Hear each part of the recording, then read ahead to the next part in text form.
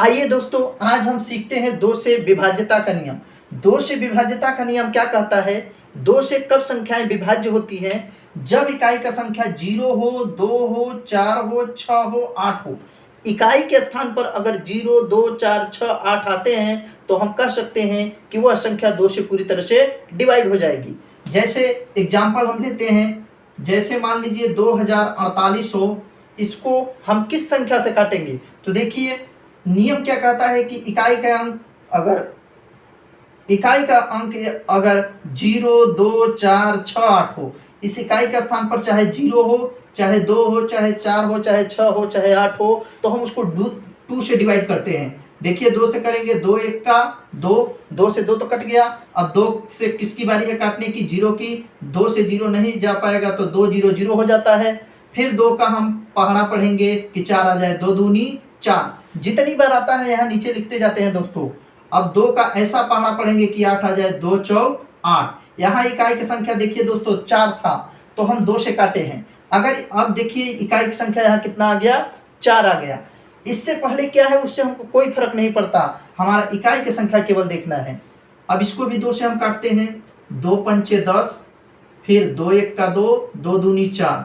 फिर इसको 2 से काटते हैं। क्यों? क्योंकि इकाई की संख्या फिर हमारा 2 आ गया है। इसको 2 से काटते हैं। 2 दूनी 4, एक बचा है। यहाँ देखिए 2 का पहाड़ा ऐसा पढ़िए कि 5 आए, 2 का 2, 2 दूनी 4। 2 बार आप पढ़े तो 2 यहाँ लिख दिए, लेकिन 2 बार पढ़े तो आया कितना? 4। इस 5 में से 4 खत्म हो गया, 5 में से 4 खत्म हो गया तो 1 यहाँ बचा, 1 इसके साथ हो गया, इसके साथ यानी कि इसके आगे इस तरह से, तो 11 हो गया। अब 2 का पहाड़ा ऐसा पढ़ देते हैं कि 11 आ जाए। 2 पंचे 10। अगर हम 6 बार पढ़ें, 2 6 12 करें तो ज़्यादा हो जाएगा, इसलिए हम एक बार कम पढ़ते हैं, एक बार टेबल को कम ही पढ़ते हैं। तो 2 पंचे 10 हो गया। यहाँ 11 था, 11 में से 10 निकल गया, कितना बचा? 1। फिर इस 2 के साथ हो गया तो ये 12 हो गया। 2 6 12। फिर देखिए दोस्तों यहाँ 6 आ गया। हम बोले क्या है? इकाई की संख्या चाहे 0 आए, चाहे 2 आए, चाहे 4 आए, चाहे 6 आए, चाहे 8 आए, तो हम 2 से डिवाइड करते रहेंगे। तो यहाँ 8 आया था, 2 से हम काट दिए। 4 आया था, 2 से काट दिए।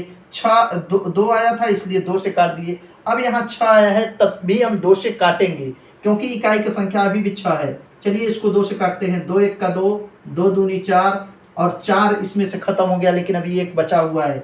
1 बचा, इसके साथ होगा 16 हो गया। 2 8 16। फिर हम 2 से काटते हैं। 2 6 12 और 2 चौक 8। यहाँ 8 आया, फिर 4 आ गया, फिर 2 से काटेंगे। 2 3 6 और 2 दूनी 4। यह क्रिया तब तक चलती रहेगी, यह विभाज्यता का नियम तब तक चलता रहेगा जब तक कि अंत में 1 ना आ जाए। तो चलिए इसको फिर 2 से काटते हैं क्योंकि इकाई की संख्या 2 है। 2 1 का 2, 1 बचा, 12 हुआ। 2 6 12। फिर 2 से काटेंगे क्योंकि इकाई की संख्या 16 है। देखिए 2 से हम केवल 1 को ही काट सकते हैं, लेकिन 2 8 16, 2 चौक 8, 2 दूनी 4 और 2 1 का 2। इस तरह से देखते हैं कि इकाई की संख्या अगर 0 2 4 6 8 आता रहे तो हम 2 से ही काटते रहेंगे। 3 से विभाज्यता का नियम देखते हैं। 3 से विभाज्यता का नियम क्या कहता है? देखिए 3 से विभाज्यता का नियम, जैसे मान लीजिए अगर हमको कोई संख्या मिल गया 729, अगर कोई संख्या हमको मिल गया 729 तो हम आप लोगों को बताए हैं कि 2 से विभाज्यता का नियम, 2 से वे संख्या विभाज्य होती हैं जिनके इकाई के स्थान पर 0 2 4 6 8 हो।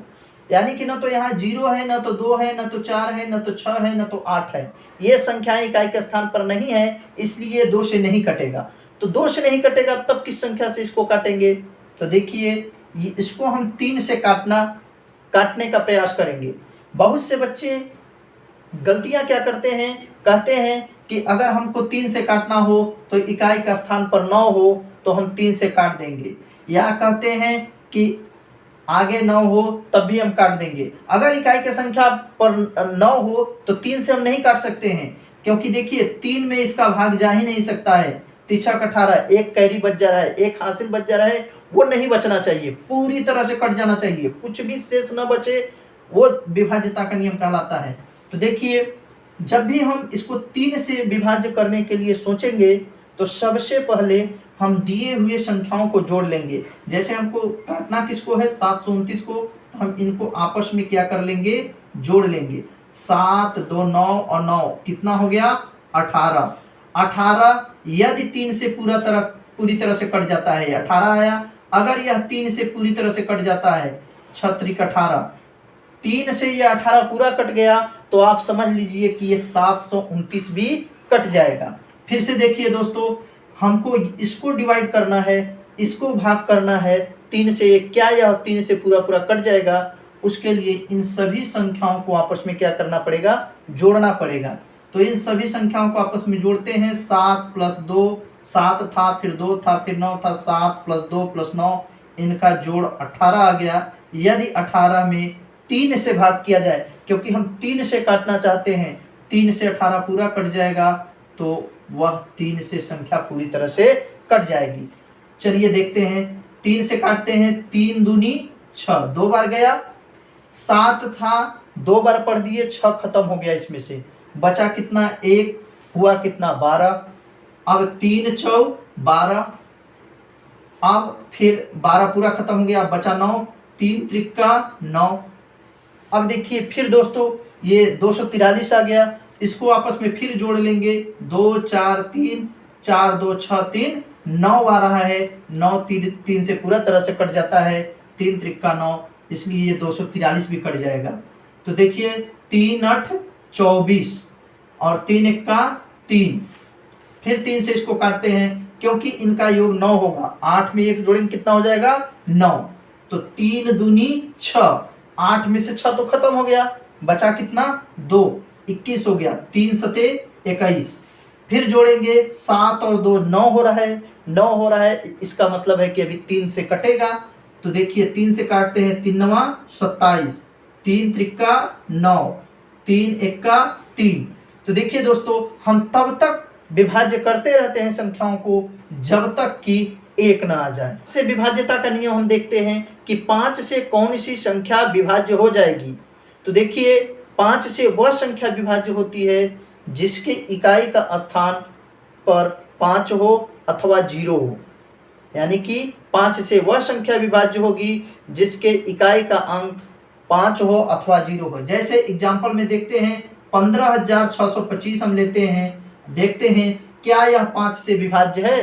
तो देखते हैं 5 से विभाज्य का नियम, 5 तिहाई 15, 5 का पहाड़ा 3 बार पढ़े, 5 तिया 15 होता है। फिर 5 1 का 5, 6 में से 5 तो निकल गए, 1 बचा, 5 दूनी 10 और 5 25 होता है।